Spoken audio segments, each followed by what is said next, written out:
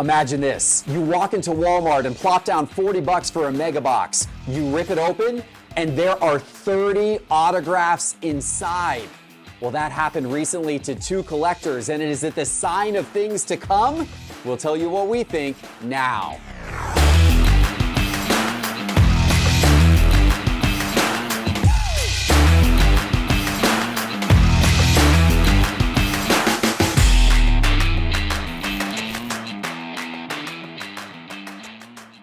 Hello, sports card investors, and welcome to another episode of Cards on the Table. And we got a lot to talk about today, including Fanatics and Tops putting the lockdown on local card shops and what they're allowed to do with their product. But first, we're jumping into these loaded mega boxes and what this means for the future of perhaps buying wax and how manufacturers are approaching their products. Teapot, happy to have you with me for the discussion today, sir. Another week, another list of great topics. Happy to see you guys. Yeah, happy to see you too. Happy to see you as always, Doug. Thank you so much. Glad to be here. Especially when it's not football or basketball season. Tell me about it. We're okay seeing each other for the moment. Teapot, I'm going to start with you on this. What would that feel like if you walked into a Walmart store, plopped down 40 bucks, ripped open that mega box? One collector got 28 autographs out of it. The other collector got 29 autographs out of a $40 mega box of Heritage Baseball, the new Topps Heritage Baseball. Absolutely incredible. Have you ever had anything like that happen to you before? And what do you think of this? No, I did have a hot box with the purple refractors from Heritage, and that's cool. It's really fun. This one baffled me a little bit. And at first I was like, there's no way this was intentional. It seems like another issue in a long list of QC issues that the companies are trying to figure out. But because of the way they were distributed, it does seem like it was intentional. Somebody made it intentional. If it happened to me, I'd be thrilled. I'd be exuberant. I don't know that I like this much. Like why do 2? Why not do 1? Why not cut that number? Why not do every other pack? Something. Loading a box full of those to me actually almost ends up like potentially cheapening the autographs a little bit. I know that's probably overstating it. It just seems like overkill. I love the idea of hot boxes. This is something that goes back many years. This isn't a new Topps or Panini thing. And it's really exciting. If you're going to do like a loaded pack, I do think it should be something that you'd want to state as part of the product. Like find ultra rare hot packs containing up to 6 autograph hits inside. I like and it would be nice if it is intentional, to put something like a little redemption card that's thin and not weighable or whatever inside that indicates you've hit a hot pack. So it's clear, we did this on purpose. Congratulations, you did it. State the pack odds and then let it roll. I think that adds a really nice chase element. And how we know this happened, Doug, is one collector posted to social media, you guys won't believe this, I opened this box of Heritage. In one mega box, I got all these autos. And then another collector replied and said, you won't believe this, but I opened up a mega box the other day and the same damn thing. And they showed all their autos, which means there could theoretically be tens or hundreds of these, or maybe even more, sitting on Walmart shelves across the country that could have the same thing going on. Was this intentional, Doug? And do you like this? Should more of this happen?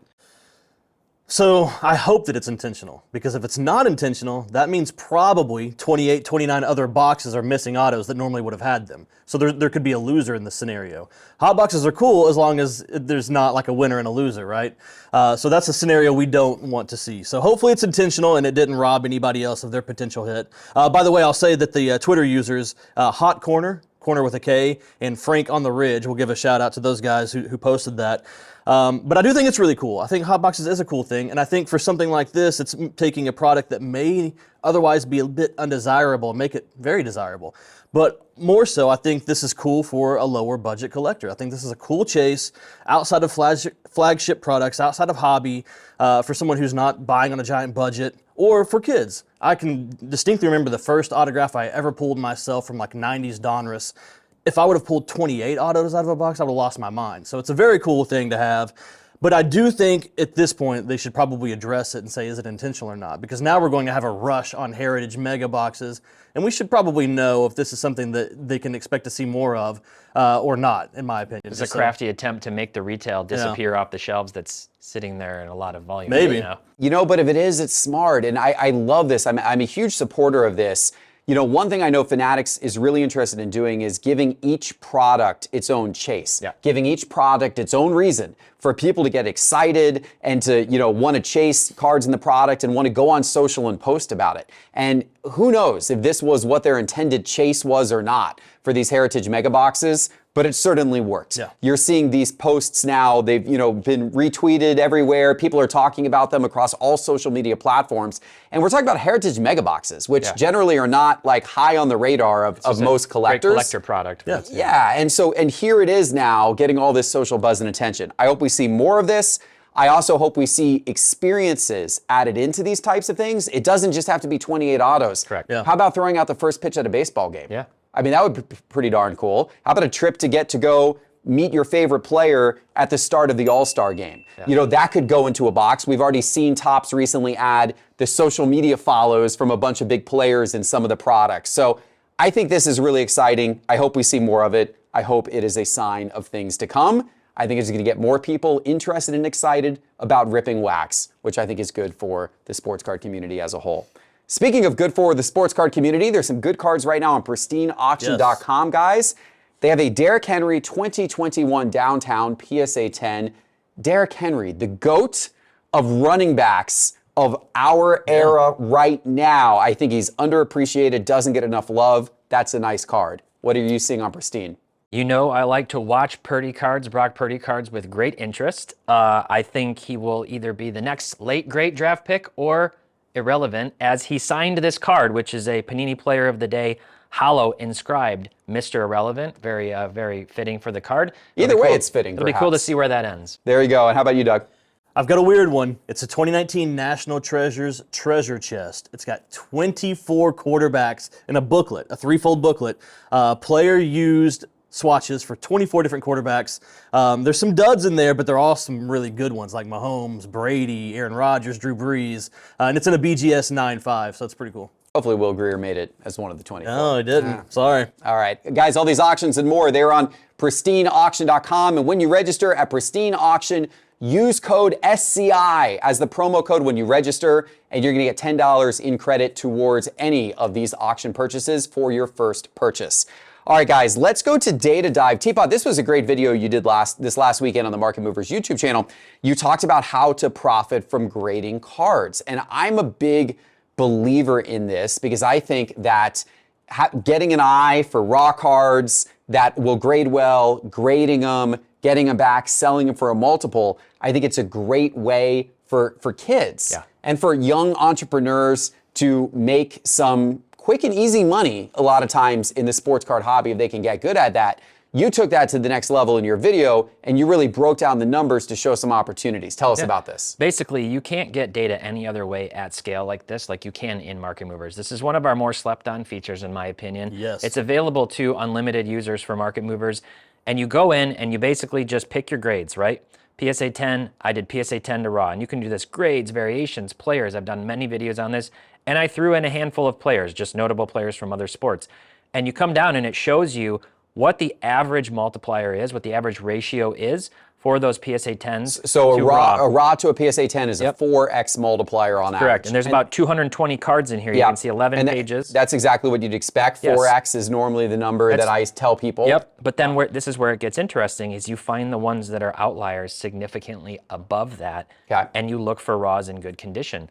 Preferably in person, right? Sure. You're comping out because you really get a chance. But a lot of eBay sellers do a nice job taking really good photos and everything, and you can take a chance. And you can buy these and evaluate them yourselves. And so if you Justin Fields at the top of the list here. So you're saying his raw most recently sold for $45 of his Prism Silver 2021 rookie card. His PSA 10 most recently sold for over 12 times that. Correct. So I pulled up the video. Over $500. Yeah, I showed, the trends. You want to obviously evaluate that price trend over time. You can see the raw's been ticking down. I think there's a lot of enthusiasm around them. We're getting close to that window where you might not get these back for the National, but you should get them back in time for the football season to start. That's just an example, right? A lot of hot players. You got Purdy, Ohtani, Judge, a lot of the different guys. You can put anyone in that you want. If you specialize in LeBron cards, you could just do this and go, wait a minute.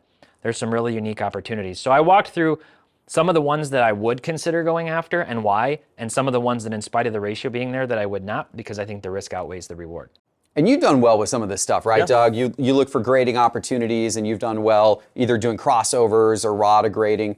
What are your thoughts on this? Yeah, so, Tyler's right. This is definitely one of the most slept on features and one of my favorite things to do. I love this opportunity because it doesn't involve predicting the market or being right about a player's success. You can take advantage of current opportunities that are available right now without predicting anything.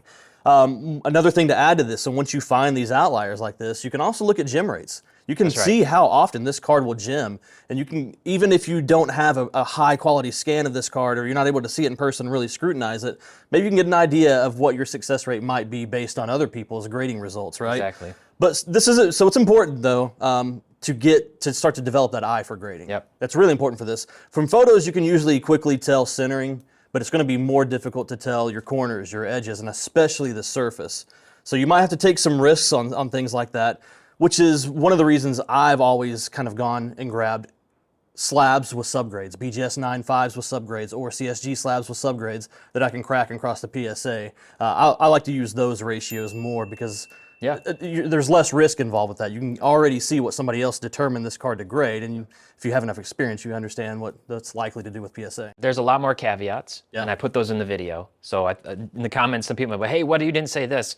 We had a couple minutes here to talk. Go watch the video, and I did another one on how to evaluate cards for grading as well. So, yeah, great, good stuff. All right, guys, we're gonna get into the reaction to Fanatics and Tops putting the lockdown on local card shops next.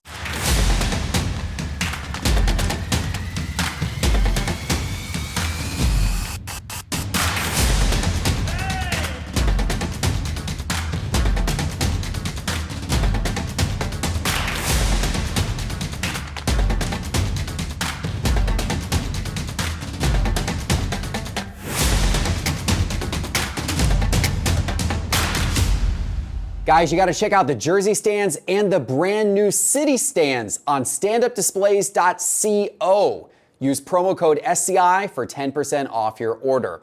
Okay, guys, let's get into this breaking news. Just a couple of days ago, we started to see stories on the internet that Topps had changed their terms and conditions for dealers, people that are buying local card shops, that are buying their products direct from Topps.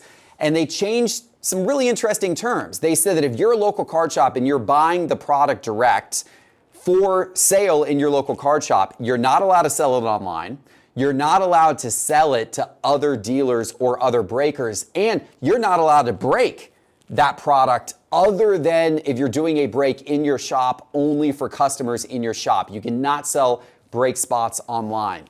This effectively shuts down what a lot of the practice has been by a lot of dealers, especially those who had significant allocation over the past many years. You've had local card shops that have been in the business for a long time, and over the course of many years, they've built up really large allocation amounts from Topps. And then what they've done is they've created deals with breakers who need more product, where they'll sell them, they'll kind of wholesale to them out their product to breakers. They'll also, they'll sell some of it online. They'll sell it through DealerNet. They'll sell it all these different ways, and they're making profit, not just off the people walking in the store, but they're making profit off of all of these different ways they have to sell their large allocation of product. Topps says no more. Topps says we want that profit and markup, not you. You can get what you can sell in your store, but then beyond that, we'll take care of selling it. You don't need to be selling it or distributing it to anybody else in any other way. Doug, good for business, bad for the hobby. What are your thoughts? Are you surprised, not surprised? What's your take on all of this? Well, I know that the feedback so far has been overwhelmingly negative, but I don't want to overreact to this because so far all that I've seen personally is just one page, and maybe not even a full page, maybe just an excerpt of one page Point of a number term, 8. Right, of a terms of service. So there's almost certainly lots of context that I'm missing just by reading what I've seen floating around online. But I don't love what I'm seeing, and there's so many reasons to get into. But let's take a look at a couple things. What if you're in a local card shop that doesn't have a tremendous amount of foot traffic, and part of your business is online sales, and that's just gone now? What if breaking is a part of your business structure, and that's just gone now? There's so many things. Business to business sale being one of those as well. But you're really limiting what people may have built their entire business around. Now, this might be specific only to a certain type of direct account. Maybe you can get a different type of account. Maybe your prices aren't as good, but you can still conduct business in the ways you're used to. So, again, that's why I don't want to overreact, because maybe this is still all possible, just at different price points. And I don't, there's too much gray area for me to render a decision. But, I don't love all the rules and direction being given on how people can handle their product. Yeah, it's definitely cracking down on things. There is a different type of account you can get for breaking. And so what they're telling the local card shops is the product that you're buying to sell in your shop, you got to sell in your shop. If you want to break online, you have to apply for a different breaking account, get approved for that, and buy your breaking product separately. So there are methods for them to do it, but it is absolutely Fanatics and Tops taking more control. And I think what they're trying to eliminate is the easy money that some of these old dealers were getting just by ways of having their giant allocations, and then they were almost playing the role of middleman. They were redistributing it and making profit on it, and now Tops and Fanatics is saying no more of that. We're just going to go direct to everybody. You don't need to be the middleman taking the profit off the top. Yep. Does this worry you? Well, it's breaking news. It's not surprising news for me. Pun intended, by the way, on breaking news. We all suspected this. I know I suspected this. This made sense. We're seeing Fanatics spread its tentacles, put the money in themselves, and now they need to get paid back, and they're looking to pay themselves forward in that. I understand why people would be frustrated. This is going to impact, potentially, if it is what it is, it's going to impact a lot of businesses, a lot of individuals. I also completely understand why Fanatics would do this. And if I were Fanatics, I would be doing this. People might not like that, but this is where, back to the podcast we just did, critical distinctions. Like you might have a bad reaction because you don't like what it does to you, but think of it from their perspective too. It doesn't mean they're a bad guy if they're doing what makes sense for their business. And I completely understand why they would do it. Yeah, I agree. To me, it's a business move. It's a logical business move. I understand why they would do it. I understand why some people wouldn't like it. I think it's within their rights to do, and I think it's smart. They did it ultimately by cutting out all the middlemen, by cutting out that backdoor activity. Hopefully, it means that prices come down some on these products, or maybe it just means that Tops and Fanatics is going to keep all the extra profit. We'll see which one. Yeah. Even a balance of the two would be fine. If we could get prices to settle down a little bit, that's good.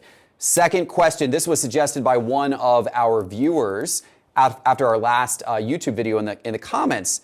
Ja Morant or Zion Williamson? What a setback for 2019's rookie class. And it's such a iconic moment in time because so many people watching this show got back into the hobby in 2019 and 2020 when those were the guys. In 2020, those were the guys you were chasing throughout that entire year, 2020. It was all about Ja and Zion. That's who everybody was trying to pull from the products they were opening. To have the fate of those two guys have progressed the way it has over the last few years is really disappointing. Yeah. Does it turn around? And if you had to pick one today who you think has the greatest chance of turning it around and having their cards actually be really worth something in the long run, who is it? Depends on what you mean by turn it around. I mean, I don't know that either of these guys ever hit peak prices again, and they probably shouldn't because those prices were kind of ridiculous in the first place.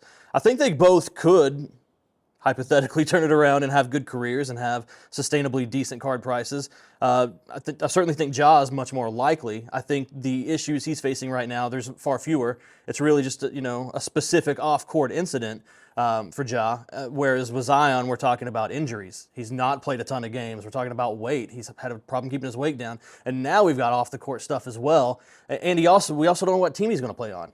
We don't know if he's going to move to a contender or if he's going to stay, where he's at. So there's a multitude of question marks for Zion, none that I don't think are impossible to overcome. But if you're going to make me choose between the two, I'm going with Ja for sure. If he can get past this current incident, then I think by the middle of next year he's back. He's back to what he used to be. Yeah, that's fair points. Now, I do think Zion's team was a contender when he was on the team. The first half of the year this year, New Orleans was great. They kind of fell apart down the stretch. Of course, Zion only played, I think, 26 games, I'm not maybe? sure, but it's not many. It was a relatively low number, that he played this year. What are your thoughts, Ja versus Zion? So regarding Ja, I thought, first of all, that the suspension would be longer. We never did find out at all what the other things that Adam Silver apparently discovered, and so I thought it would be closer to 40 games. It's another setback, and it's a disappointing one coming right after this, what apparently was either a fake or inauthentic apology about, yes, I'm going to correct, and all of a sudden it's like ding, ding, ding, ding, right?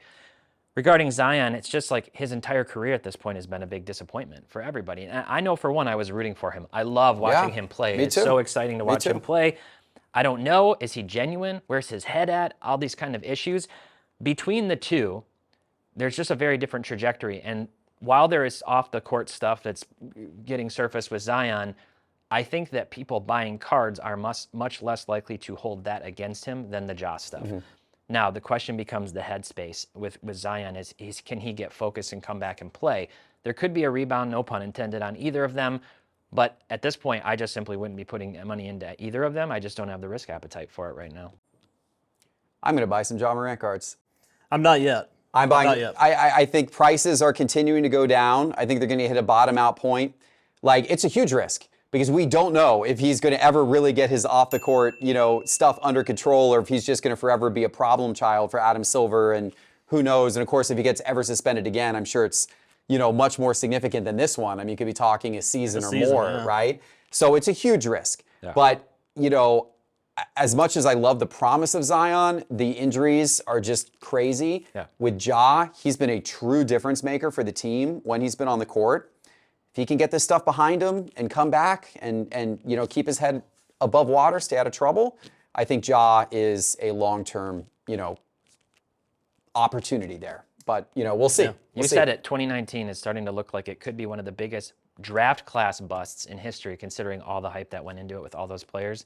There It's was not good. so much hype with It's that not draft good. class. RJ Barrett at not good. threes, kind of. You Yeah. had Tyler Hero. Cam Reddish. Remember Cam Reddish? Yeah, Kobe White. You had all these guys that people were excited about. Anyway, all right, guys. Well, I hope you guys enjoyed the show. Let us know what you want us to talk about next week. Leave a question in the YouTube comments right now. Hit that like, hit that subscribe, and go check out Stand Up Displays. Their brand new stands are available at standupdisplays.co. 10% off with promo code SCI. We'll see you next time. Take care.